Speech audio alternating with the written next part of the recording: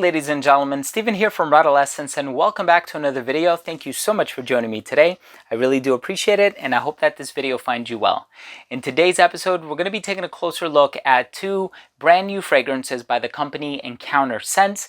These are 2020 releases, and they are called Romantic for Him and Romantic for Her, so make sure to stay tuned.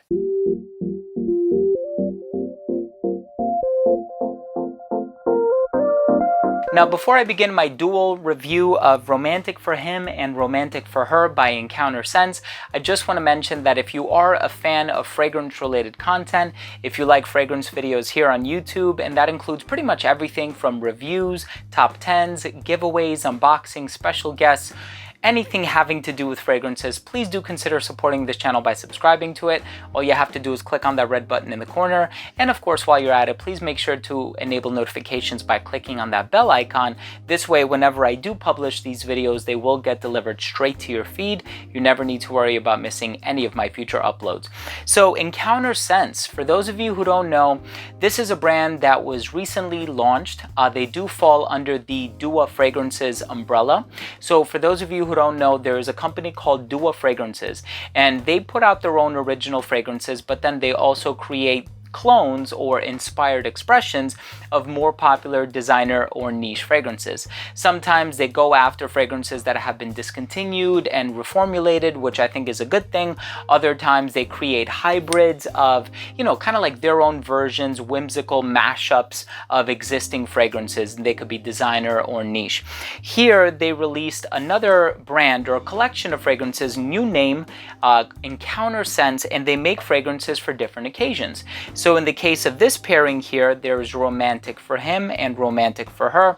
They also have one called In the Club for Him and In the Club for Her, so on and so forth. I won't bore you with the details, but they do have 5 for men, 5 for women, 10 in total, all released in 2020. And I felt as though this is the fragrance from the collection, with the exception of In the Club for Him, which I've already reviewed. So if you are interested in watching that video, I'm going to leave a card up here. But I feel like this is the pairing that is the most appropriate for the season that we're about to enter. And that is the fall season. When I think of fall, I think of spicy fragrances. I think of fragrances that lean a little bit on the sweeter side. And I really feel like there's a lot of that going on in here with both the men's offering, but also the women's offering as well. So I'm going to talk about both, so I might as well go ahead and start with the men's offering since 85% of my viewership is male. So this one, to me, reminds me a lot of Baccarat Rouge by Maison Francis Kurkdjian, but I must say it is not the same exact fragrance. So I feel like there are a lot of Baccarat Rouge type fragrances on the market. We have Spirito Fiorentino by Tiziana Terenzi. We have Ula Rouge by Christian Siriano. And there's, Ariana Grande Cloud. There's a huge laundry list of fragrances that are in the vein of Baccarat Rouge 540. Here, you're going to get an orangey version of that. So as soon as it opens up, I am greeted with this orange note. And I thought that was quite pleasant. Yes, you are also going to get a lot of the spices in here as you would from Baccarat Rouge. I know saffron is listed as a note in both of these, but then you also have this jasmine note, which I think when you think of Baccarat Rouge, you think of that grandiflorum jasmine from Egypt that's really lush and really bright and fulfilling.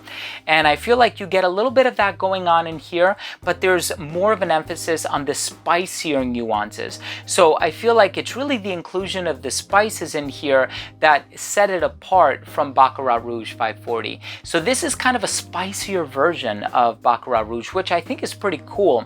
As you give it a chance to settle down, you are going to get the woods, you are going to get some of those subtle resins, and according to the note breakdown, the only note that could potentially be giving this fragrance that sweet vibe is the toffee note.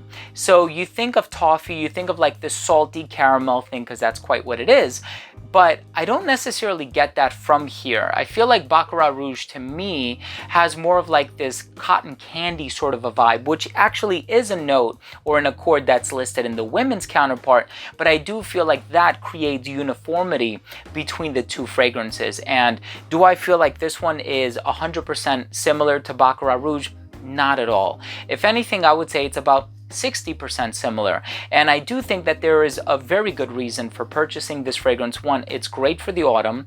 I feel like this is going to be a rather strong fragrance, and through my testings, yes, it has lasted a very long time on my skin and on my clothing. This one is Extrait de Parfum strength, and they're always running discounts and promotions. Even though this is a new brand, oftentimes on the weekend, that's kind of like the dual model, they will run these promotions, 15% off, 20% off, so on and so forth. So whenever they are running a promotion, I think you can end up getting it for like 67 or 68 bucks or something like that, as opposed to the retail price of $85 for a 100 ml. I think this is an excellent offering, and it is an original fragrance. So I always love exploring original creations because I like having novel olfactory experiences as opposed to ones where I'm like re-reviewing a fragrance in essence, right? But this one is awesome. A spicier, more daring version of Baccarat Rouge 540 with that cotton candy accord mitigated so that it doesn't smell as youthful and as quirky. It's a little bit more serious, and it has this orangey appeal in the opening. It's actually quite good. It also has a bed of white musk in the base, which I feel like is another component unifying the two because they both contain white musk. But I'm actually going to smell the women's fragrance, and the juice on the inside of the women's fragrance is actually much darker, and a lot of really interesting gourmand notes in here. Wow. So you have toasted sugar, you have cotton candy, you have vanilla ice cream.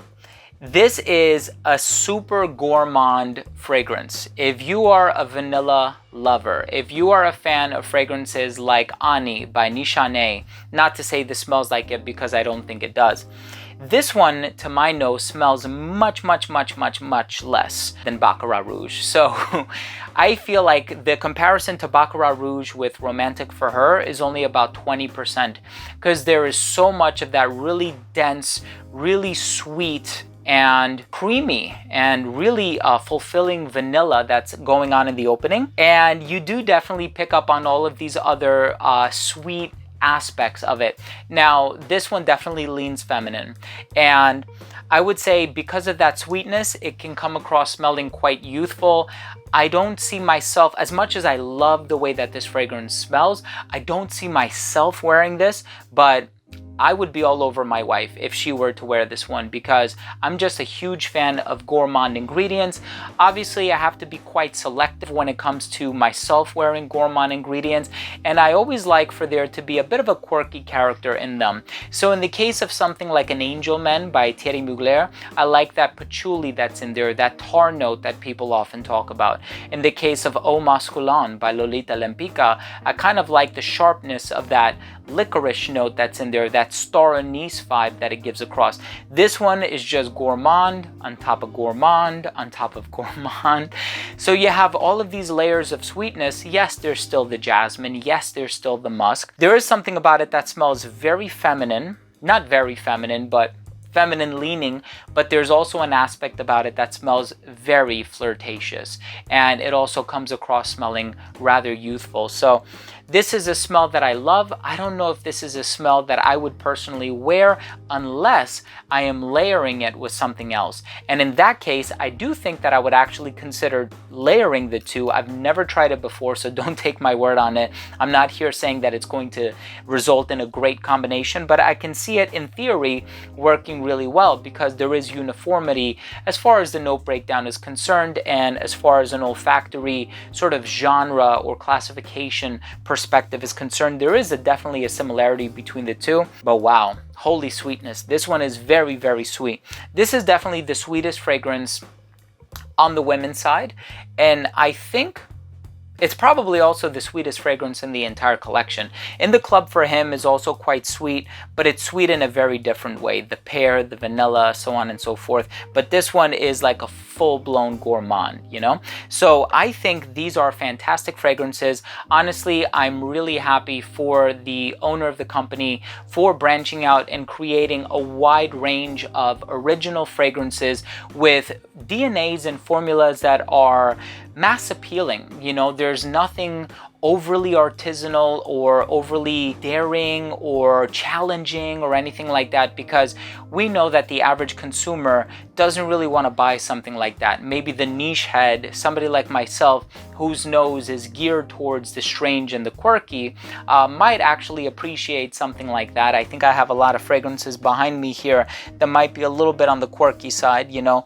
I mean, not everybody is going to enjoy, you know, an Interlude Man by Amouage because it's overly smoky and aromatic and herbal, the oregano and whatnot. But these are fragrances that will do well on a mass level. If you are a fan of fragrances that are sweeter leaning, if you like the note of vanilla, if you personally enjoy fragrances like Baccarat Rouge, but you want fragrances that have either a 60% similarity to it or a 20% similarity to it, but ultimately lean in the sweet direction, please do yourself a favor, and if this company is running a promotion, definitely check out Romantic for Him and Romantic for Her. I think they are both excellent fragrances, and for the concentration and the size and the price that you're paying, I really do feel like you're getting your money's worth with both of these fragrances. So there you have it, ladies and gentlemen. Thank you so much for tuning in. I'm really hoping that you have an opportunity to experience Romantic for Him and Romantic for Her by Encounter Scents, which is a subdivision of Dua Fragrances. If you are new to this channel and you did take something of value from this review, I would really appreciate it if you could consider supporting this channel. All you have to do is subscribe to it, click on that red button in the corner, and this way, whenever I do upload these videos, they will be delivered straight to your feed. You never need to worry about missing any of my future uploads. And of course, that includes fragrance reviews, but also giveaways, unboxings, top 10s. I said the whole spiel in the beginning of the video. Thanks again for watching. I love you all. We'll see you next time. Bye.